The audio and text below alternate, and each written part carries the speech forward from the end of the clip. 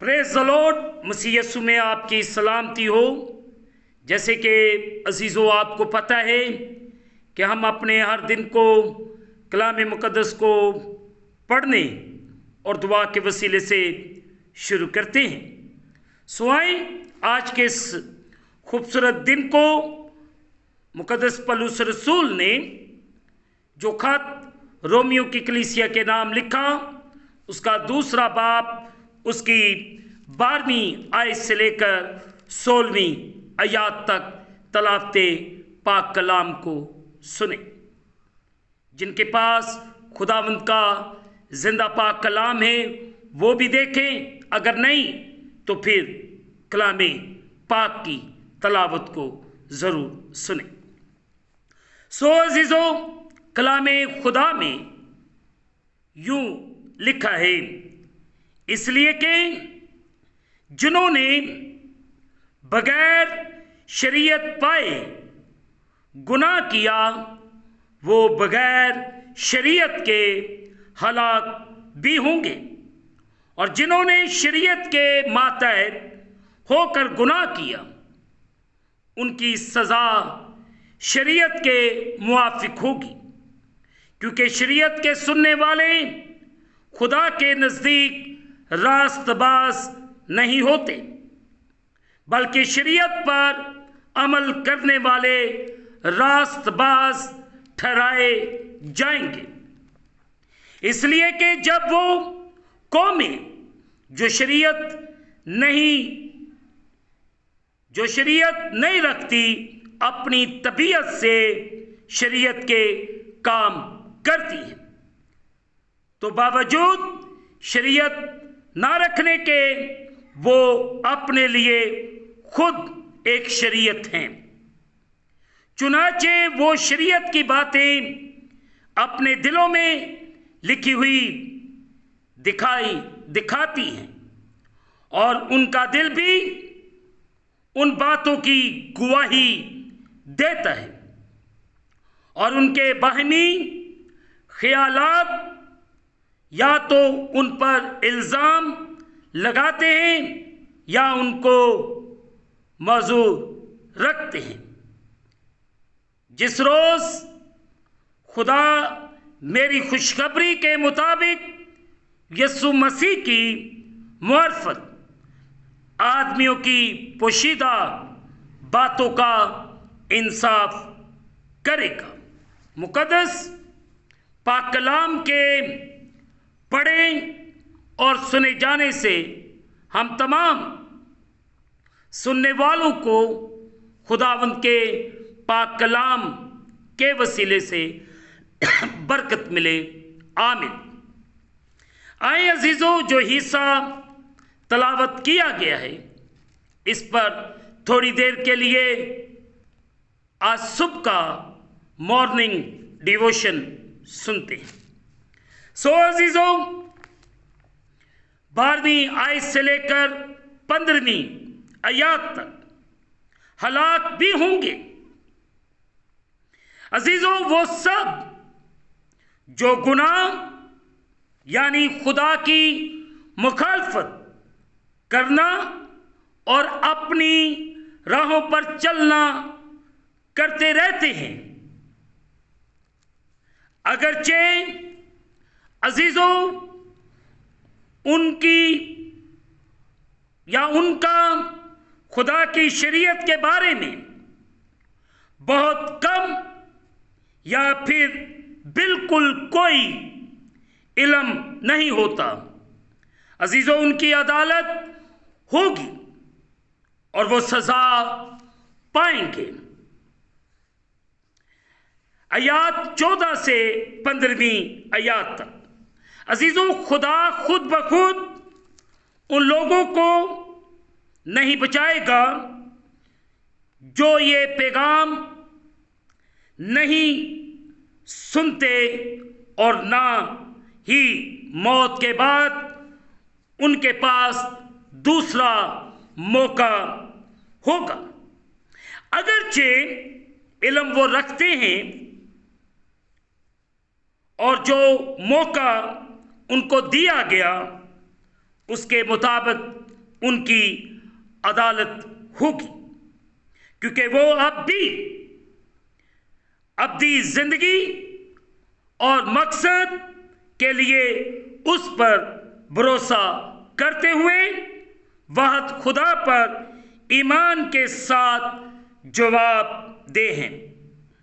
उनके लिए जिनके पास अजीजो खुदावंद यस्सु मसीह के वसीले से नई जिंदगी और मुआफ़ी का पैगाम सुनने का मौका नहीं था। अब्दी नताइज के सबब हमें हर कौम में हर शख्स के पास उसके पैगाम को ले जाने की हर मुमकिन कोशिश करनी चाहिए। मुकद्दस मत्ती की मुआरफत लिखा गया अंजीली बयान उसका 4 बाब उसकी 19वीं आयत, फिर 9 बाब की 37वीं आयत को जरूर पढ़िएगा। 13वीं आयत, शरीयत पर अमल करने से हम रास्तबाज ठहराए जाएंगे। अजीजों, मुकद्दस पौलुस रसूल ने शरीयत की इस्तिलाह क़वाइदो ज़ाबत के एक निज़ाम के लिहाज से इस्तेमाल नहीं की कि उनकी पैरवी की जाए और नजात हासिल की जाए। नजात अजीजों खुदा के फजल के बगैर हासिल नहीं की जा सकती। यहाँ शरीयत जो खुदा की मर्जी की यानी उसके कामल मकासद और करदार पर मबनी उसकी ख्वाहिशात, हदायत और इरादे नियत से इस्तेमाल हुई है। अजीजों, जो नस्लें इंसानी पर सिर्फ उसकी तख्लीक और इंसानी शौर के जरिए जाहिर की गई। रोमियो 1 बाब 20 आयत से लेकर 2 बाब की 15वीं आयत तक बागौर पढ़िएगा। अजीजों, खुदा के मकासद को अजीम तरीके से मसीह खुदावंद की जिंदगी और पैगाम से जाहिर किया गया है, जो कि उसकी मर्जी की आला तरीन मसाल और इजहार है। अजीजों, लेकिन सिर्फ खुदा की मर्जी को सुनना ही किसी फर्द को तब्दील कर देता है या रूहानी नजात लेकर आता है, मगर सुनने के साथ ईमान, सुपुर्दगी और फर्मा बरदारी जो ईमान के साथ आती है। रोमियो 1 बाब 5 आयत, फिर रोमियो 16 बाब 26वीं आयत। अजीजों, वो मसीह खुदावंद के लिए मखसूस मोहब्बत से जाहिर होती है। गलतियों 5 बाब 6 आयत। अजीजों, 16वीं आयत में 2 बाब की 16वीं आयत में खुदा आदमियों की पोशीदा बातों को परखेगा। हम जितने भी हिडन गुनाह कर रहे हैं, खुदा हर एक चीज को परखेगा। सो अजीजों, आए अपनी जिंदगी को हर किस्म के बुरे काम से अलग करें, अपनी जिंदगी में एक किरदार पैदा करें, अपनी जिंदगी को बेहतर राह की तरफ लेकर आए, ताकि मेरी और आपकी जिंदगी में खुदा का जलाली काम, खुदावंद सुब मुझे और आप सबको बड़ी बरकत दे। आमीन। आए अजीजों, दुआ करें। कादिर मुतलब खुदावंद, तेरा शुक्र अदा करते हैं इस खूबसूरत दिन के लिए जो आपने हमारी जिंदगियों के अंदर बख्शा है। इस वक्त जितने तेरे प्यारे जो हर रोज तेरे कलाम को सुनते हैं, इनकी जिंदगियों में जलाली काम कर। अगर ये परेशान है, मुश्किल में है, बीमारी में है, इनके हालात, इनकी मुश्किलात, इनकी परेशानियां मसीह खुदा तेरे नाम के वसीले से जाती रहे। जितने लोग कर्ज के नीचे दबे हुए, हर तरह के कर्ज, हर किस्म की लानतें यीशु के नाम के वसीले से जाती रहे। तो अपने लोगों पर अपना रहम कर, करम कर और इन्हें बड़ी बरकत दे। हम घटते जाएं, तू हमारी जिंदगियों में बढ़ता जा। रहम कर, फजल कर और बड़ी बरकत दे। ऐ खुदा तेरे रहम को, तेरे तरस को तेरे लोगों के लिए मांगते हैं। इस वक्त जो पाकिस्तान की सिचुएशन बिगड़ रही है, ऐ खुदा तू ही पाकिस्तान के हालात को बदल सकता है, रहम कर सकता है। तेरे करम को, तेरे रहम को अपने वतने अजीज पाकिस्तान के लिए मांगते हैं। करम कर, रहम कर और बड़ी बरकत दे। हम घटते जाएं, तू हमारी जिंदगियों में बढ़ता जा। अपना जलाल जाहिर कर और अपने लोगों को बरकत दे। जितने बीमार हैं, यीशु तेरे नाम से अच्छे भले हो जाए।